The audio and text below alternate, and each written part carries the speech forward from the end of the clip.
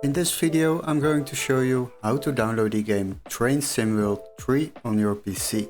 So what you need to do is open your Google browser, and before we start I would like to ask you to subscribe to the channel and like the video to support us.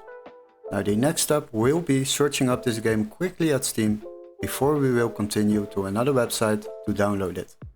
Quickly go to the Steam website and don't waste too much time over there. Search up the game Train Sim World 3 and open the game page. Then scroll a little bit down and you will find the standard edition of Train Sim World 3. On Steam the price is €24.99, but don't worry, we have a workaround to save yourself a lot of money while downloading games online. Now the next step will be opening the video description and click on the link where it says find game here. Then you will be redirected to this page, and here we are going to search for the same game, Train Sim World 3. Search for the game, then select games on the left side and sort by price lowest first. Now you will find a PC version which can be activated in our country, so make sure this text is marked green.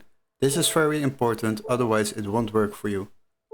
After that, open the game page by selecting the game, and then you will find out that we can already download this game for just €12.80 compared to the price on Steam of €24.99. This will save you a lot of money while downloading games.